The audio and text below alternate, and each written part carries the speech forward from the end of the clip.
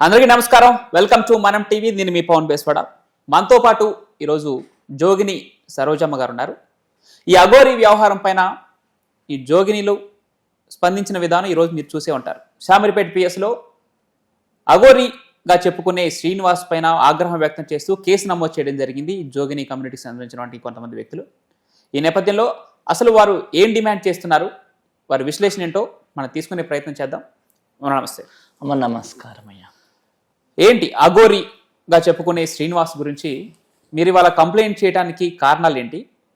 అసలు మీరు తన నుంచి డిమాండ్ చేస్తున్నటువంటి అంశం ఏంటి? మాకు డిమాండ్స్ అంటూ ఏం లేవు. మేము యాజ్ అ జోగినీలుగా, శివశక్తులుగా, గణాదులుగా అందరం ఎవరి పరిస్థితులలో వాళ్ళు, ఎవరు మైకంలో వాళ్ళు, ఎవరి పూజా విధానంలో వాళ్ళు మేమందరం ఉన్నాము. అలజడి సృష్టించి అఘోరిగా వచ్చిన ఈ శ్రీనివాస్ అనే వ్యక్తి అలజడి సృష్టించాడు. ఈ అఘోరి, నేను అఘోరిని అంటూ సృష్టించి ప్రతి ఒక్క పుణ్యక్షేత్రాలు తిరిగి తిరిగి తిరిగి ఆఖరికి ఒక స్త్రీని తన వశం చేసుకొని ఒక స్త్రీని తీసుకొని వెళ్ళిపోయాడు. ఓకే. ఒక మనకంటూ ఇప్పుడు నాకు కూడా ఒక అక్క చెల్లెలు ఉండ్రు, నీకు అక్క చెల్లెలు ఉండ్రు, మనకు అన్నదమ్ములు ఉండ్రు, అందరు ఉన్నారు, ఫ్యామిలీలో ఉన్నారు. ఇప్పుడు ఒక ఆడపిల్లని తను తీసుకెళ్లడం చాలా తప్పు, తను పెళ్లి చేసుకోవడం తప్పు. తను అఘోరియగా ఎలా అసలు అఘోరి అనడం ఏంటి? అఘోరి అన్న మీనింగ్ అంటే ఏంటి?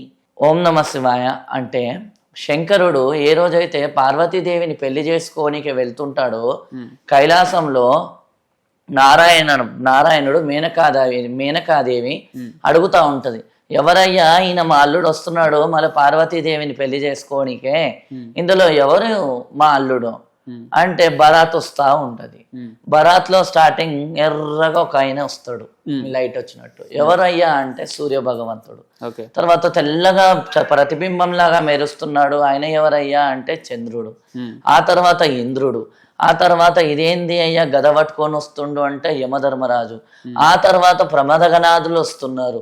ప్రమదగణాదుల తర్వాత శివశక్తులు వస్తున్నారు, శివగణాదులు వస్తున్నారు. శివగణాదుల తర్వాత డంకా డోలాలతోని నందీశ్వరులు అందరూ వస్తున్నారు. ఆ తర్వాత ప్రమదగణాదులు, రక్తగణాదులు, పిశాచిలు, భూత ప్రేత పిశాచి గణాదులతో స్వయంగా శంకరుడు పార్వతీదేవి వివాహం చేసుకుంటూ వస్తే అందులో ఒక భాగంగా శిఖండీలు, అఘోరీలు రావడం జరుగుతుంటది అనమాట. సో అఘోరి అనే మాట ఈ యొక్క శివ కళ్యాణం అంటే దక్ష యజ్ఞంలో, శివ కళ్యాణంలో అఘోరీలది మెయిన్ పార్ట్ అనమాట. సో ఈ అఘోరీలు అనేటివి ఏంటంటే, అఘోరీల్లో 3 టైప్స్ ఉంటారు. శిఖండీలు ఉంటారు. అఘోరీలు అంటే వాళ్ళు ఏంటంటే దేనికి భయపడరు, వాళ్ళు ఈ శివుని యొక్క అంశ, వాళ్ళు కేవలం శివున్నే పూజించడం జరుగుతుంది.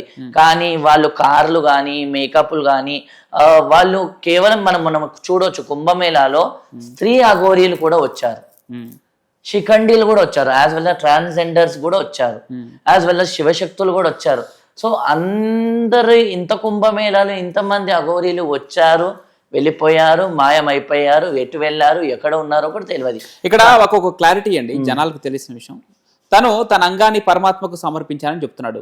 అంటే డాక్టర్ల పర్యవేక్షణలోనే ఆ అంగాన్ని తీసేసి ఇప్పుడు ఒక ఫీమేల్ గా మారడం జరిగింది, నేను ఒక స్త్రీ శక్తిని అని చెప్తున్నాడు. మీ ఉద్దేశంలో తనేంటి, ఒక ట్రాన్స్జెండరా లేకపోతే ఏంటి? తను స్త్రీ ఎలా అయ్యాడు? ఇప్పుడు భగవంతుడు నాకు జన్మనిచ్చాడు, నేను ఒక మేల్ నుంచి ఫీమేల్ గా తయారయ్యాను. సో భగవంతుడు నాకు చెప్పాడా నువ్వు ఫీమేల్ గా తయారుగామని, నువ్వు ట్రాన్స్ గా తయారుగామని చెప్పాడా, నువ్వు శారీ కట్టుకోమని చెప్పాడా? చెప్పలేదు కదా. సో తను ఒక ట్రాన్స్జెండర్ అనే వ్యక్తిలో ట్రాన్స్ మధ్యలో ఏం చెప్పాడు, నేను ట్రాన్స్జెండర్ అని చెప్పాడు. అంతకుముందు ఏం చెప్పాడు, నేను అఘోరిన్ అని చెప్పాడు. ఇప్పుడు ఏం చెప్తున్నాడు, నేను అఘోరిన్ కాదు, నేను అఘోరీలోనే పెళ్లి చేసుకున్నానని చెప్తున్నాడు. సో వీడు ఎల్జిబిటీ కమ్యూనిటీలో వీడు అంటే గేనా, లేకపోతే ఫీమేల్ సెక్షువలా, లేకపోతే ట్రాన్స్జెండరా, లేకపోతే వీడు లెస్బియనా, లేకపోతే వీడు గేనా. సో ఎల్జిబిటీ కమ్యూనిటీస్లో ఇవి ఉంటాయి అనమాట. అంటే FS to F అంటే ఫీమేల్ టు ఫీమేల్ సెక్షువల్గా, మేల్ టు మేల్ సెక్షువల్గా, ట్రాన్స్జెండర్ టు మేల్ సెక్షువల్గా. యాక్చువల్గా మీకు తెలియాలంటే ట్రాన్స్జెండర్స్ ఎక్కువ సెక్షువల్గా చేసేది ఓన్లీ మగవాళ్ళతో మాత్రమే. ఓకే. ఫీమేల్ మేల్స్తో చేస్తారు, మేల్ ఫీమేల్స్తో చేస్తారు, గేస్తో చేసుకుంటారు. సో షాకింగ్ న్యూస్ ఏంటంటే ఒక ట్రాన్స్జెండర్ అని చెప్పుకుంటూ మా కమ్యూనిటీ పేరు చెడగొట్టుకుంటూ మా కమ్యూనిటీలో నువ్వు ఒక హిజ్రాగా అయ్యి ఉంటే చీర కట్టుకొని మాలేగా ఇలా తగయాలయ్యి మాలేగా ఇలా కమ్మలు పెట్టుకొని మాలేగా ఇలా కొట్టుకుంటూ బతికేవాడిని.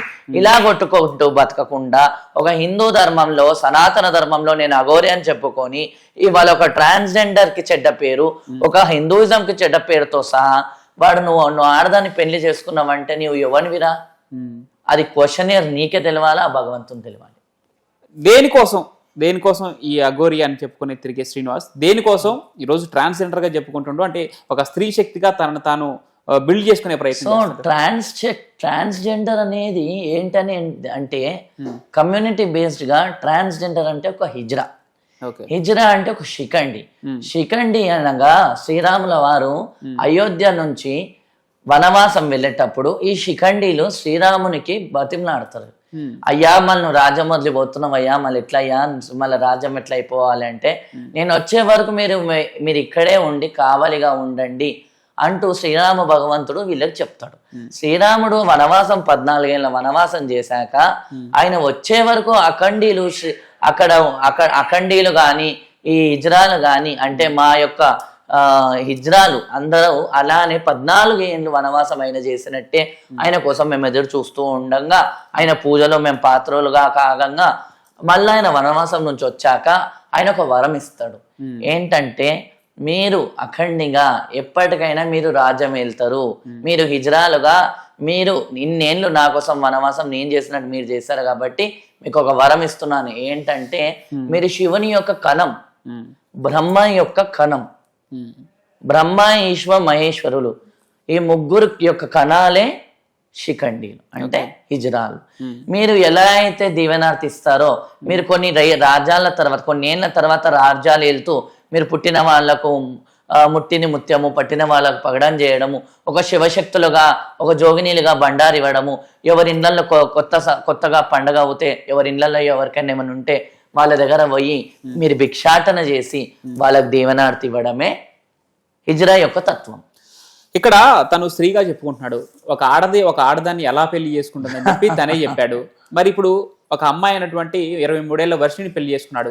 వారిద్దరి మధ్య శారీరకంగా ఏం జరిగే అవకాశం ఉంటుంది? ఏం జరుగుతుందండి శారీరకంగా అంటే జోగి కలిస్తే ఏమవుతుంది? బూడిదవుతుంది. ఏం లేవని ఇస్తరాక ఏమవుతుంది? గాల్లో ఎగిరెగిరి పడుతుంది. తను ఇక్కడ ఇప్పుడు జోగి అంటే జోగి అని చెప్పడానికి కూడా లేదు కదా తను. ఎవరిని? ఇప్పుడు అఘోరి అని చెప్పుకునే శ్రీనివాస్ ని. అసలు వాడు అఘోరి అయితే కదా. జోగి అంటే ఇప్పుడు పౌడర్ పూసేసుకున్న పెయ్యి అంతా నేను ఎత్తి మీద ఇప్పుడు జడలు కడతాయి, అందరికీ కడతాయి. వెమ్లవాడలో చూడొచ్చు, శ్రీశైలంలో చూడొచ్చు. ఇప్పుడు వై బికాస్ నాకెందుకు, నాకు కూడా అన్ని జడలే ఉన్నాయి. నేను కూడా పౌడర్ పెట్టేసుకొని చేతిలో తెచ్చులం పట్టుకొని నేను అఘోరిని అయిపోయాను అనగానే అయిపోయింది అఘోరిగా. తప్పు ఎవరిది? తప్పు మెయిన్గా మనదే. వై బికాస్ భద్రాచలం, విజయవాడ, గోదావరి, శ్రీకాళహస్తి, శ్రీశైలము ఇవన్నీ తిరగడము, ఇవన్నీ చేయడము, ఇవన్నిట్లో మనం అనుమతించాం.